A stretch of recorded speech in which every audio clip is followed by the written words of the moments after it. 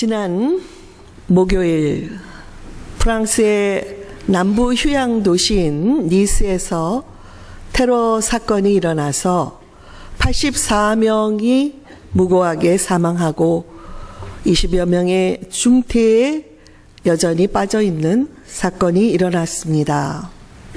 이날은 프랑스 혁명 기념일인 바스티유의 날 축제가 마무리되는 날이었기 때문에 어느 때보다도 많은 인파가 몰려들었고 3만여 명의 관광객과 시민들이 불꽃놀이를 보면서 여름밤을 즐기고 있었습니다.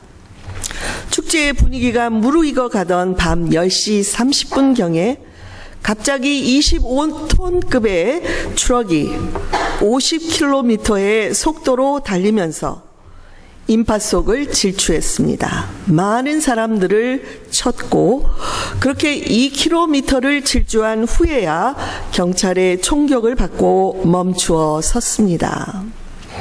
이 사건 후에 프랑스 정부는 물론이고 세계 각국에서 테러리스트들의 만행을 규탄하고 있고 또한 희생자들을 위한 애도의 물결이 이어지고 있습니다. 잘 아시는 대로 프랑스에서만 지난 1년 반 동안에 3건의 대형 테러 사건이 있었고 또 크고 작은 그런 사건까지 합치면 12건이 넘는 테러가 일어났습니다.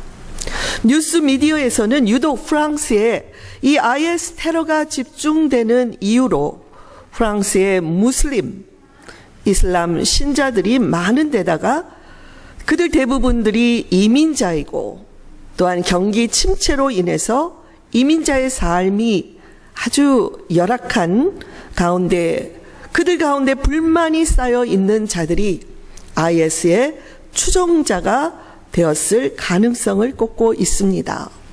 또한 프랑스가 시리아와 이라크에 본거지를 둔 IS의 격퇴에 최전방에 나서면서 항공모함을 파견하고 미국과 더불어 최전선에 서 있는 것도 또 다른 이유로 지목되고 있습니다. 이처럼 요즘 세계는 크고 작은 테러 사건들뿐만이 아니라 핵무기 개발과 대륙간 미사일 발사로 인한 유엔의 제재에도 불구하고 전혀 아랑곳하지 않는 북한으로 인해 얼마 전 한국의 사드 배치가 결정이 되었고 그로 인해 중국과 러시아에서 심히 반발을 하고 있습니다. 또한 최근에는 남태평양의 인공섬을 둘러싼 미국과 중국의 첨예한 대립 관계로 미중 관계가 이상 기류를 보이고 있습니다. 한편 유럽은 영국의 블랙시트 이후로 후폭풍을 맞아 여전히 혼란스러운 상태입니다. 여기에 환태평양 불레고리 지역의 지진 사태나 지구온난화와 환경오염으로 인한 자연재해까지 합치면 정말 지구촌은 하루도 편할 날이 없는 몸살을 앓고 있습니다. 금요일 새벽 저는 평화로운 축제를 아비규환의 자리로 만들어버린 니스 테러로 인해 사랑하는 가족을 잃어버린 사람들을 위해 기도를 드리고 있었습니다. 그때에 제 마음에 디모데전서 2장 말씀이 떠올랐습니다. 바울 사도가 목사인 디모데를 향해서 권고하면서 내가 첫째로 권하노니 모든 사람을 위하여 간구와 기도와 도고와 감사를 하되 임금들과 높은 지위에 있는 모든 사람을 위하여 하라. 이는 우리가 모든 경건과 단정함으로 고요하고 평안한 생활을 하려 함이라는 말씀을 제 마음에 주께서 주셨습니다. 이 말씀은 우리가 경건하고 고요하며 평안히 믿음 생활을 하기 위해서라도 각 나라의 지도자들 그 높은 지위에 있는 자들을 위해서 기도하라는 것입니다. 여러분, 우리 크리스찬들이 지구촌을 위해서 기도해야 하는 이유가 여기에 있는 것입니다. 테러리스트로 인한 불안감은 프랑스나 유럽이나 중동뿐만이 아니라 우리가 살고 있는 이 미국도 예외가 아닙니다. 더욱이 테러리스트들은 컴퓨터를 통해서 세계 각곳에서 사회의 불만을 가지고 있는 자들을 모집하고 있기 때문에 언제 어디서 테러가 발생할지 예상할 수가 없습니다. 그러므로 근원적인 해결을 위해서는 정부의 지도자들이 사회의 약자들을 잘 돌보고 행여나 불만을 가진 자들이 이 테러의 유혹에 빠지지 않도록 적극적인 대처가 필요한 것입니다. 그래서 저는 이번 11월에 있는 미국의 대통령 선출이 매우 중요하다고 생각합니다.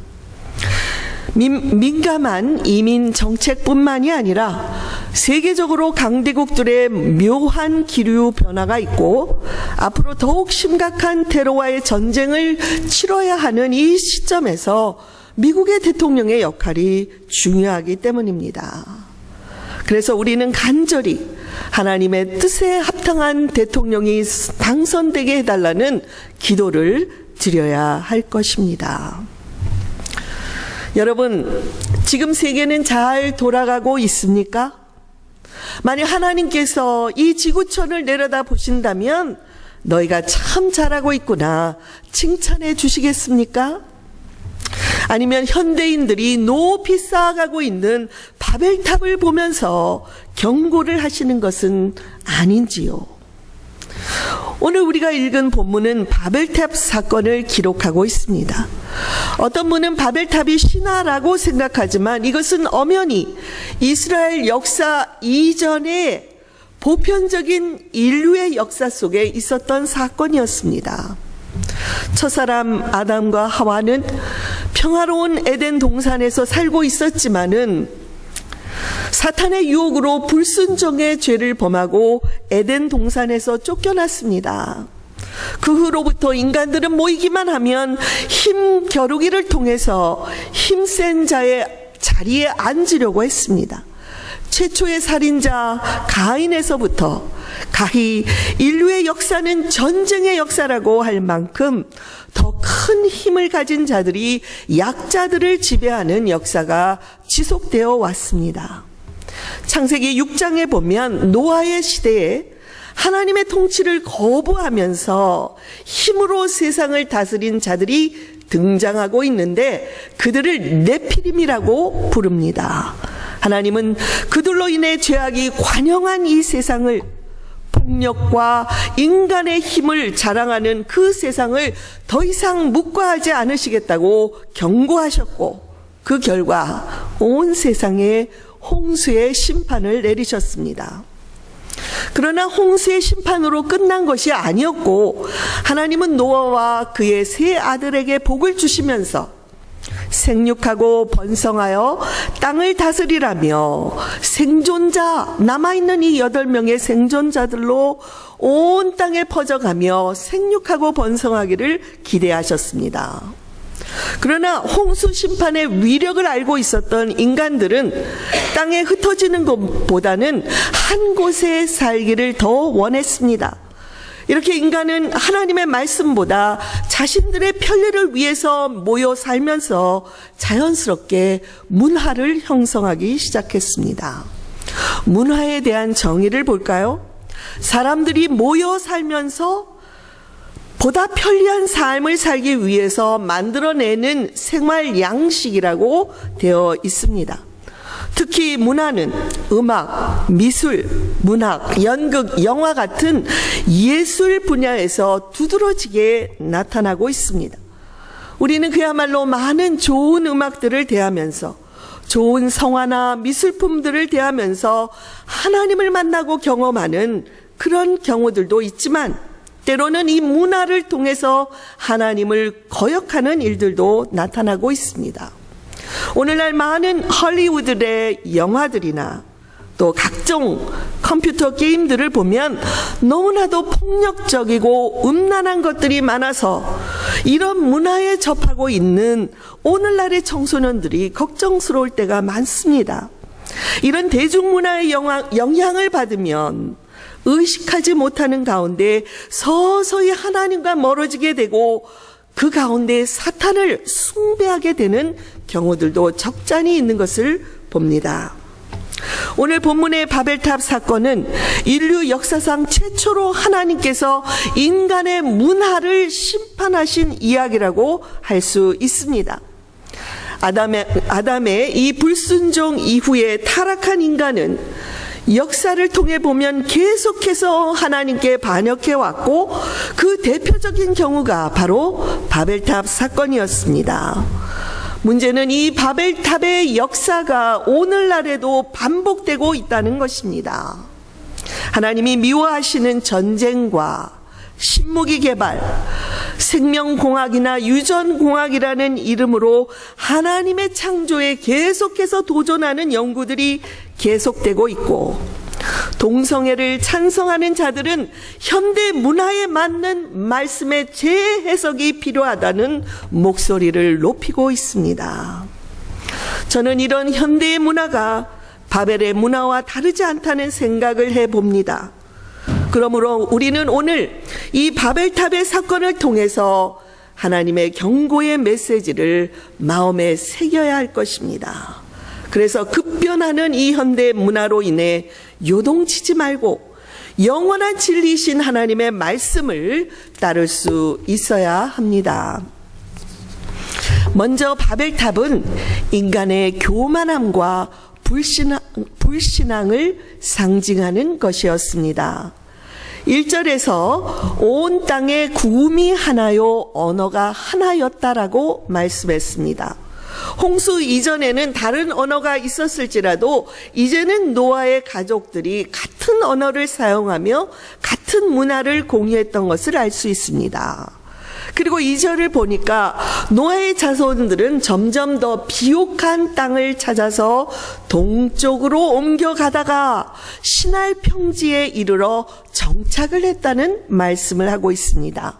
여기 시날이라는 뜻은 두 강의 땅이라는 뜻으로 티그리스 강과 유프라테스 강 사이의 비옥한 지역을 가리킵니다. 이곳은 대단히 비옥한 땅으로 고대 문화가 이곳에서부터 찬란하게 꽃을 피웠던 곳이었습니다. 그런데 이곳에 정착한 사람들은 3절에서 이렇게 말합니다.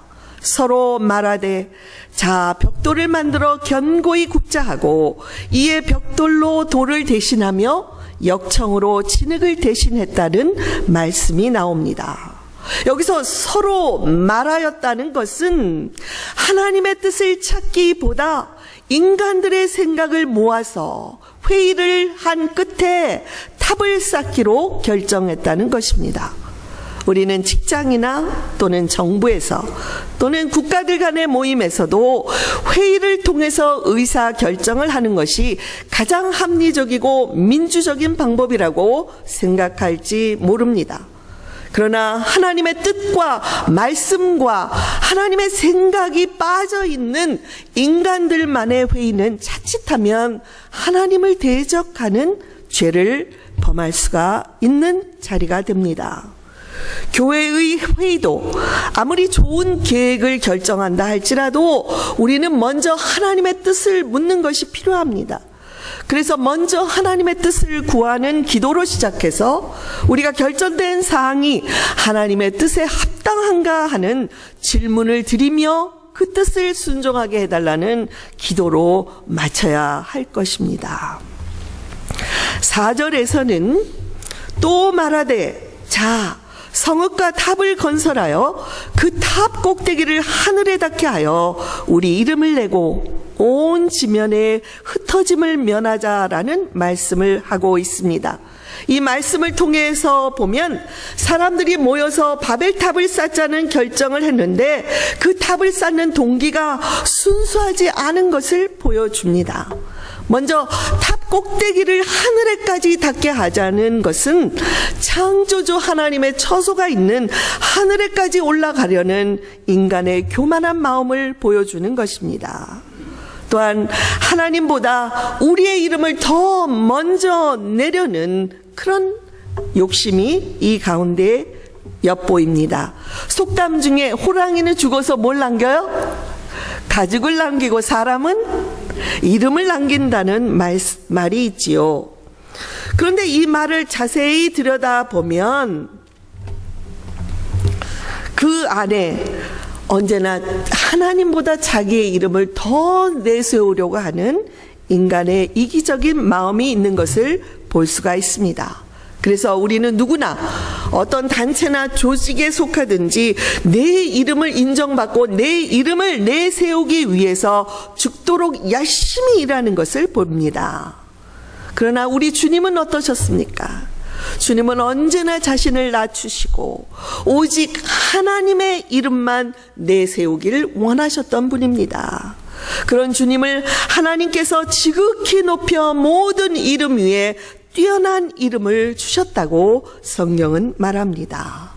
우리 성도들도 자기 개인의 이름을 내세울 것이 아니라 우리 성도 크리스찬이라는 이름답게 크라이스트, 그리스도의 이름을 높여드리는 삶을 우선적으로 살아야 할 것입니다. 또한 이 말씀을 보면 그들은 온 땅에 흩어져 생육하고 번성하라는 하나님의 말씀에 정면으로 도전하면서 흩어지는 대신에 우리가 함께 살자는 동맹을 체결했습니다. 오늘날 국가 간의 외교적인 동맹들도 자국의 이익 때문에 이루어지는 것이지만 만일 어떤 이유로든 자국의 조그만 피해라도 가해지면 그런 동맹들은 쉽게 깨어지는 것을 보지 않습니까? 일시적인 연합이라는 것입니다. 하나님은 노아의 홍수 후에 다시는 내가 물로 이 세상을 심판하지 않겠다 하시며 무슨 언약을 주셨습니까? 무지개 언약을 주셨습니다. 어제 비 온 후에 잠깐 나갔더니 정말 이 교회 이 앞쪽으로 큰 무지개가 서 있더라고요. 그런데 이 하나님의 이 약속의 말씀을 믿지 못한 인간들은 스스로 우리 힘으로 우리 자신을 지켜야 한다며 바벨탑을 건설하고 물은 싫어, 더 높이 올라가야 돼, 점점 더 높이 오르려고 했던 것입니다. 이런 불신앙과 교만의 상징인 바벨탑은 오늘날 우리 각 사람의 마음에도 존재할 수가 있습니다. 그러므로 만일 우리 안에 하나님 대신 우리의 이름을 더 내세우고 하나님만큼 높아지려고 하는 교만한 이 바벨탑이 세워져 있다면 예수 그리스도의 이름으로 허물어뜨리시기를 바랍니다. 대신에 겸손함과 믿음으로 하나님만 높여드리는 삶을 살게 되기를 바랍니다. 둘째로 바벨탑은 하나님을 반역하는 세상의 힘을 상징하는 것이었습니다. 인간의 모든 이기적인 집단 행동에는 주동자가 있기 마련입니다. 성경학자들은 바벨탑을 쌓자고 주장한 자가 니므롯이었을 것이라고 추측합니다. 창세기 10장에 나오는 노아의 세 아들 홍수 이후에 그 세 아들의 족보가 나오고 있습니다. 셈과 함과 야벳. 이 족보가 열거되면서 대부분의 사람들은 이름만 열거되고 지나가는데 함의 손자인 니므롯에 대해서는 특별히 많은 부분을 할애하고 있습니다. 우리가 같이 읽어보겠습니다. 구스가 또 니므롯을 낳았으니 그는 세상의 첫 용사라. 속담에 이르기를 아무는 여호와 앞에 니므롯같이 용감한 사냥꾼이로다 하더라. 그의 나라는 시날 땅의 바벨과 에렉과 악갓과 갈레에서 시작되었으며 그가 그 땅에서 아수르로 나아가 니누웨와 르호보딜과 갈라와 및 니누웨와 갈라 사이에 레센을 건설하였으니 이는 큰 성읍이라. 여러분, 니므롯이란 이름의 뜻은 반역하다입니다. 상식적으로 생각해 볼 때 부모가 아들에게 반역하다라는 이름을 지어주었다기보다는 그가 하는 일마다 하나님을 반역했기 때문에 별명으로 이런 니므롯이라는 이름을 가진 자라고 생각합니다. 그는 세상의 첫 용사였고 여호와 앞에 용감한 사냥꾼이었다고 기록하고 있는데, 여기 여호와 앞에서라는 표현이 좋은 의미로 쓰였다기보다는 하나님과 맞먹으려고 하는 그의 반역심을 표현한 것으로 해석할 수 있습니다. 고대에 가장 인기 있던 종목은 사냥이었는데, 이 니므롯은 용감한 사냥꾼으로서 당시에 아마도 최고의 영웅 취급을 받았던 자였을 것입니다. 여기서 용사라는 단어는 폭력으로 통치하는 자라는 의미가 포함되어 있었습니다. 그는 영웅이었고 폭력으로 통치하는 자로서 하나님을 반역할 목적으로 백성들에게 바벨탑을 쌓자는 제안을 했고, 사람들은 그 바벨탑이 자신들에게 유익을 가져다 줄 것이라는 그의 거짓의 말을 믿고 따랐던 것입니다.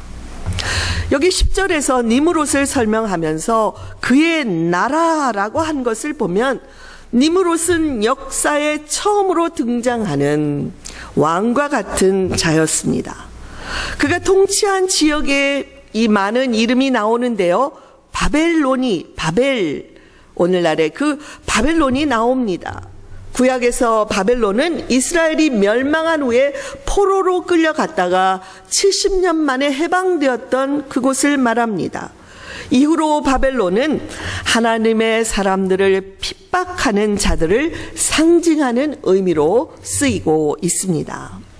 신약에서도 바벨론이 나오는데요, 이 계시록에 보면은 이 마지막 종말의 때에 성도들에게 큰 박해를 가하는 그 악의 힘, 악의 무리, 사람일 수 있고 어떤 힘이고 어떤 운동일 수도 있고 어떤 종교일 수도 있는데, 그런 자를 바벨론이라고 상징하고 있습니다. 그러나 마지막 때에 주님에 의해서 이 바벨론은 바닷속에 던져지는 심판을 받게 될 것이라는 예언을 하고 있습니다. 그러면 여러분, 니므롯은 세상의 힘으로 바벨론 왕국을 건설하고 성도들을 괴롭히지만 결국에는 심판을 당해 멸망할 것을 상징하고 있습니다.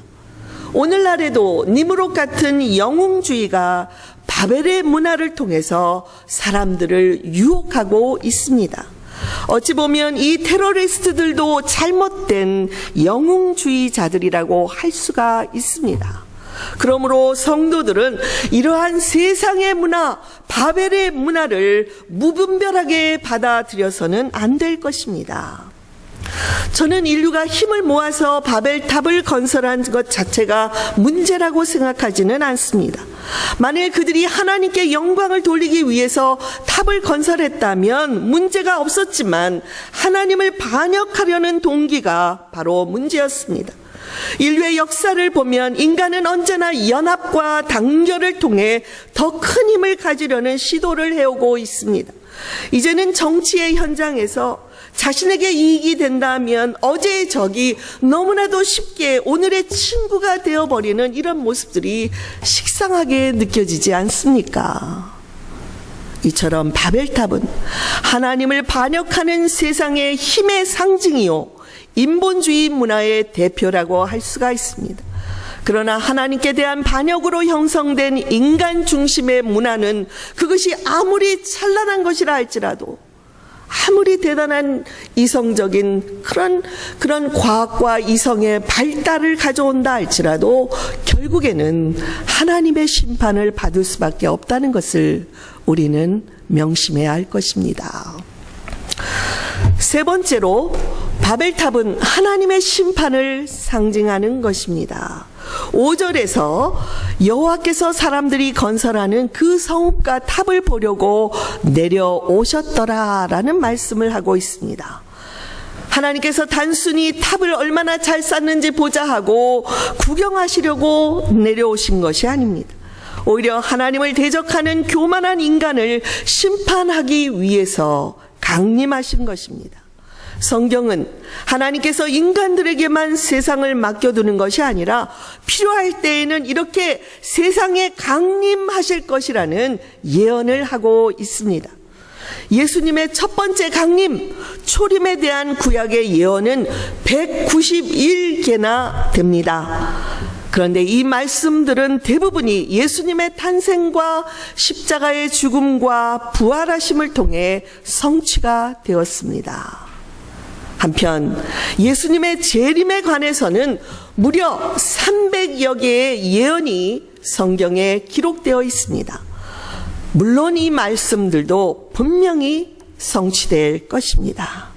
그러나 주님은 말씀하시기를 내가 다시 올 때에 세상에서 믿음을 보겠느냐 말씀하시면서 예수의 재림을 믿는 자들이 많지 않다라는 말씀을 하셨습니다.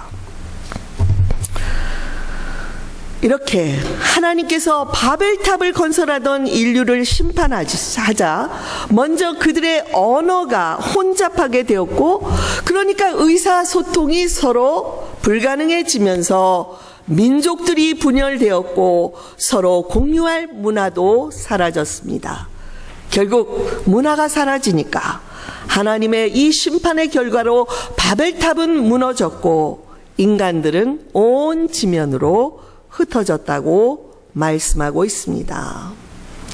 사랑하는 교우 여러분, 만일 사람들의 마음에 하나님이 없으면 이 세상의 명예와 권세를 탐하게 되고 힘의 동맹을 맺으면서 바벨탑을 쌓아가게 됩니다. 흔히 뭉치면 살고 흩어지면 죽는다라는 말을 하는데요. 이 말도 잘 생각해 보면 하나님을 떠난 인간들이 자신의 외로움을 극복하기 위해서 형성하는 집단 문화일 경우가 많이 있습니다. 어떤 문화든지 하나님이 빠지면 집단적인 이기주의에 빠질 수가 있는 것입니다. 예를 들어 유대인들의 600만 명을 살해한 나치 치하에서의 독일은 그야말로 집단적인 이기주의에 빠져서 결코는 해서는 안 될 역사의 과오를 저질렀습니다. 그러므로 우리는 문화라는 이름으로 인간의 편리와 유익을 추구하는 이기주의를 경계해야 합니다. 그 외에도 현대 문화가 추구하는 개인주의, 합리주의, 물질주의를 배격하고 하나님보다 더 높아지려는 니무롯과 같은 이 강한 힘 앞에 무력하게 무너져서는 안 될 것입니다. 언제나 그렇듯 하나님의 바벨탑 심판은 심판으로 끝난 것이 아니었습니다. 하나님은 사람들이 흩어지고 의사소통이 단절되는 이 비극을 그냥 두시지만은 않았습니다. 먼 훗날 예수께서 강림하시고 십자가에 죽으시고 부활하시고 승천하실 때에 약속하셨던 성령께서 강림하시자 예루살렘에 모여있던 사람들은 각기 자기 나라의 방언으로 복음을 들을 수 있게 됩니다. 그들은 성령의 언어로 다시 의사소통이 가능해지게 되었고, 언어는 달라도 하나님의 이름을 높이고 하나님께 찬양을 올려드리는 이 마음만큼은 모두가 다 하나가 될 수가 있었습니다. 오늘날에도 세계 각 곳에서 드려지는 예배는 그 형식과 언어는 다를지 모르지만 성도들이 하나님께 감사를 드리고 찬양을 올려드리는 그 마음은 모두가 다 하나라고 믿는 것입니다. 그리고 주님께 예배드리는 자들을 통해 하나님은 이 세상에 참된 평화를 지금 이 시간에도 내려주시고 있습니다. 여러분, 우리 가운데 하나님이 주시는 평화가 임하고 있는 것을 믿으십니까? 이 평화가 임하는 곳은 그 어떤 테러나 전쟁이나 어떤 핵무기나 신무기라 할지라도 무용지물이 되고 말 것입니다. 이런 평화가, 우리 가운데 임하는 이 평화가 여러분과 함께 해주셔서 한 주 동안의 여러분의 삶에 평화가 충만히 임하는 그런 한 주가 되기를 주님의 이름으로 축원드립니다. 아멘. 기도하시겠습니다.